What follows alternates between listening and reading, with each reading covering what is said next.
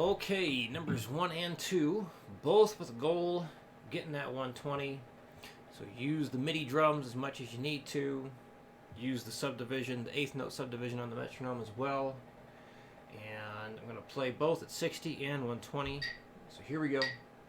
1, 2, 3, 4.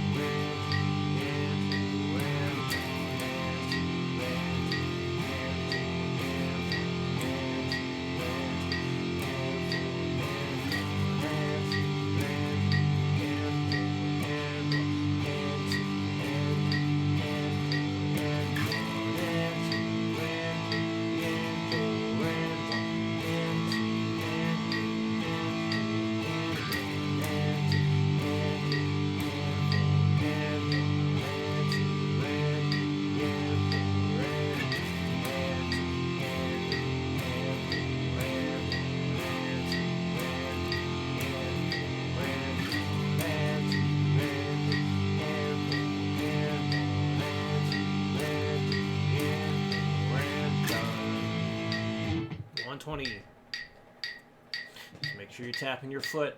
If you don't tap your foot while you're playing these things, there's pretty much no chance you're going to get these things correct at faster speeds. 1, 2, 3, 4.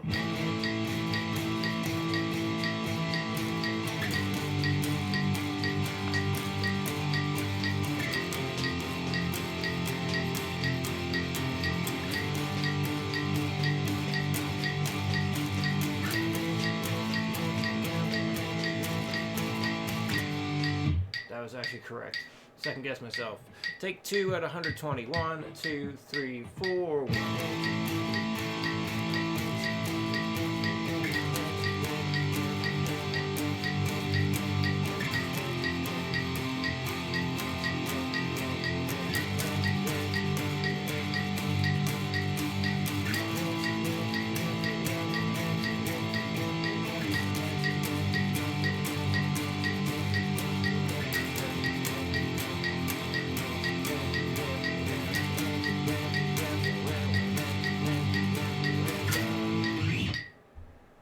Alright, number 2. I also removed or changed the view on here, so I'm not looking at the drum track. You can keep the drums on or turn them off if you want. And just in case you don't know, if you want to get rid of the drums, just come down here, make sure that panel is turned on, and just change it from a multi-track to a single track. And if there are ever any issues as far as how the view is, like when I first changed it from the multiple track to the single track, one of the bars was all bunched up there. So what you could do is something like just right click on this, go down to bar, go down to system layout, and then fixed bar count, and you can just select 4. And that's an easy way to adjust it.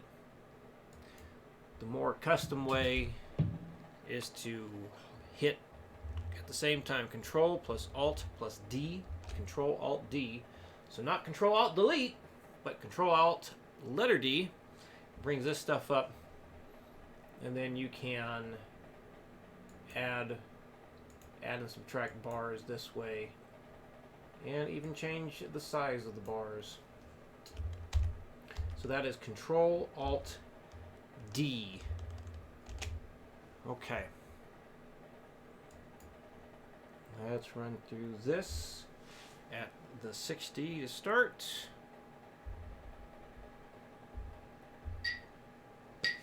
A 1, 2, 3, 4.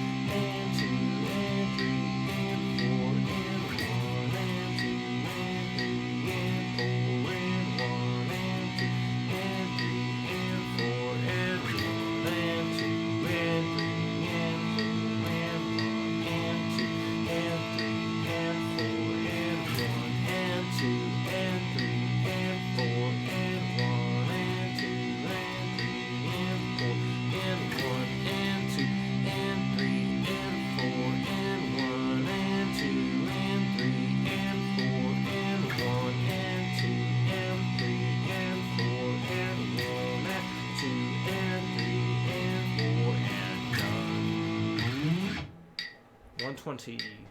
A 1, 2, 3, 4.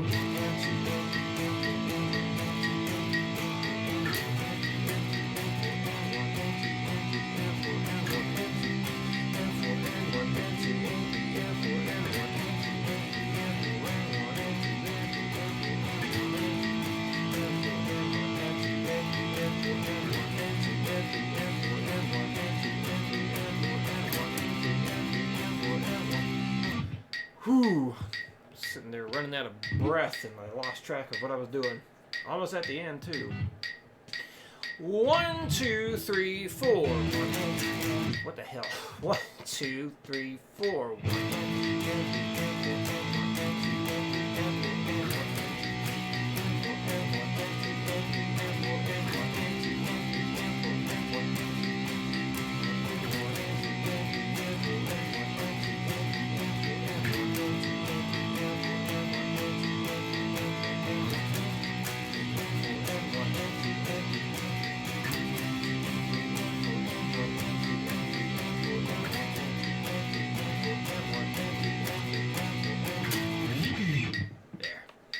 Notice how I was counting the 1 and 2 and 3 and 4 and 1 and 2 and 3 and 4 and the whole time. Highly recommend doing that yourself. If you're counting along the whole way, could very well make things much easier for you. Much easier in terms of keeping everything in its proper place. Let's see. There we go. Alright, goal for both of the number 3 and 4. Our big goal is to memorize the new chord shapes and try getting both of these at the 60 beats per minute with the repeat. Pick it however you feel comfortable. I will use multiple downstrokes and upstrokes in a row. So here we go with number 3.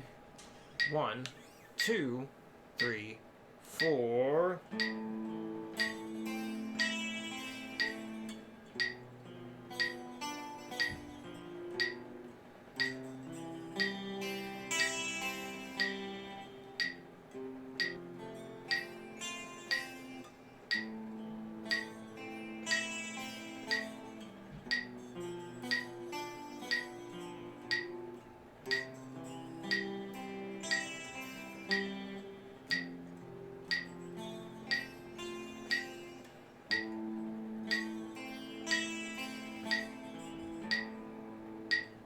So when I'm building that B diminished chord for the arpeggiated version, so instead of just like jumping into strum,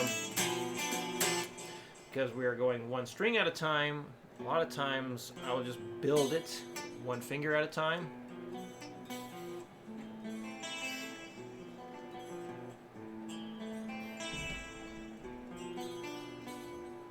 So you can do that. For me, it helps make it a bit easier. I can compartmentalize things a bit easier.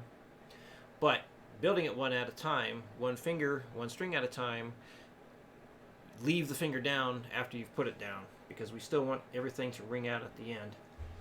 Same thing for the F sharp diminished. You may notice I'm going to put down one finger at a time, and that works well for the arpeggio stuff. Now, if I was to just strum it, in fact, I was actually thinking more of like this G.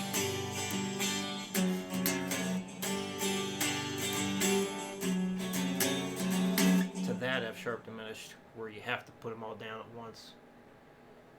Versus. But here, because we're starting with this shape, yeah, this I'm just going to just scoot my hand over and get into that shape.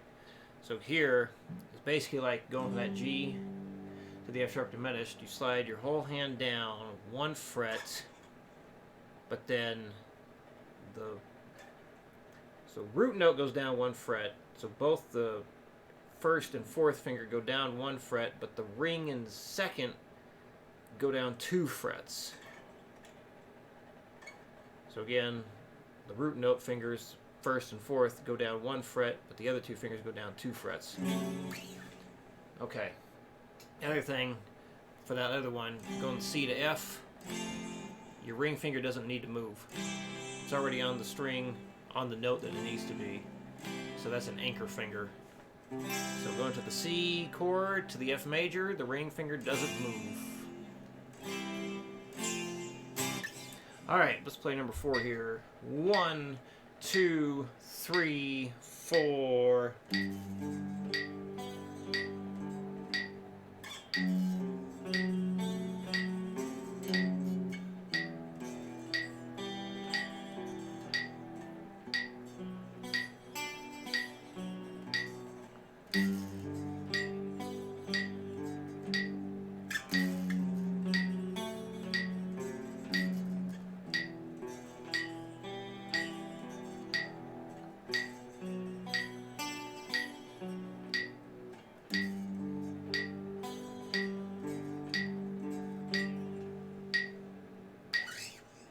Alright, so any questions come up, let me know, and I'll see you again next week.